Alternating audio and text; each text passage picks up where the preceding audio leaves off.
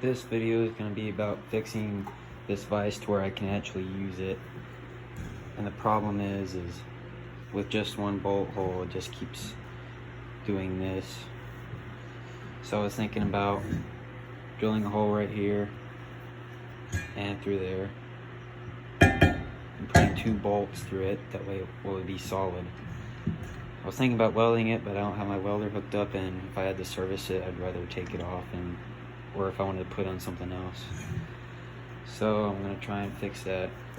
And this vise is off one of my videos from a few years ago when I restored it and made this stand for it. So I'm going to clamp this in the shop smith and try and drill a hole through this all the way through.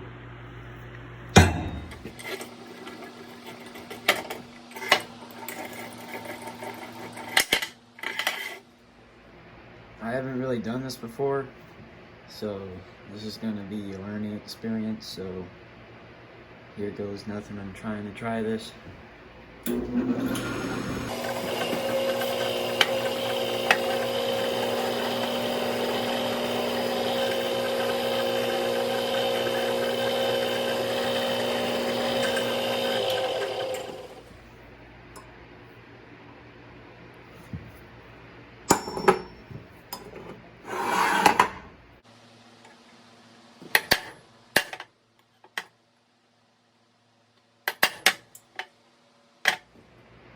This is the second attempt with a smaller drill bit and punching a hole with a center punch where I need to drill it, and then see how this goes.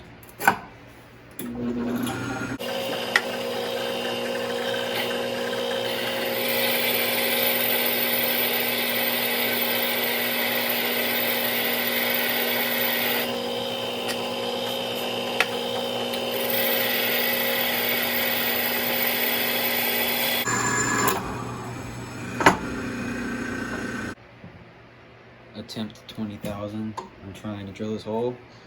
Let's see how it goes. I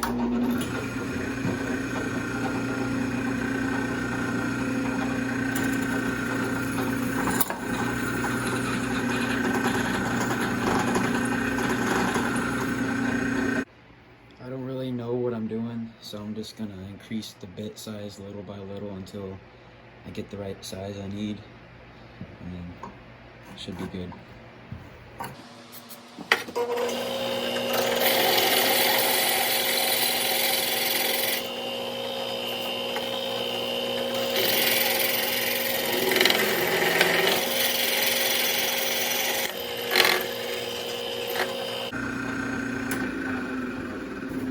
That one went well too.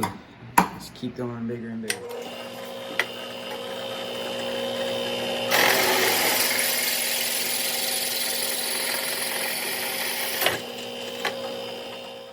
By the way, the press I'm using is a shop smith, and it works really good. There's also a lot of other features I can use it for, but that's what I'm using it for now.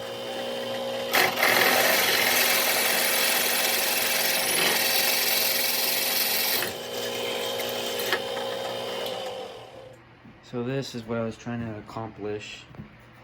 Now all I have to do is drill a hole through the stand right here,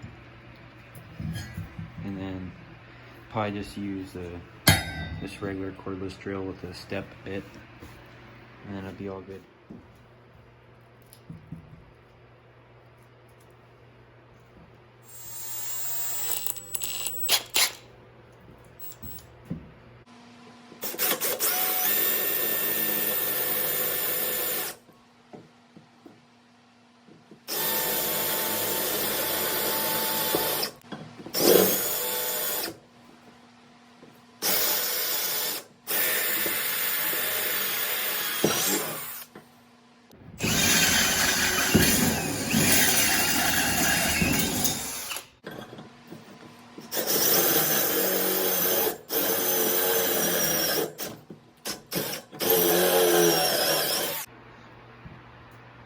Now I can put 2 bolts and then it won't keep doing that 20 million times.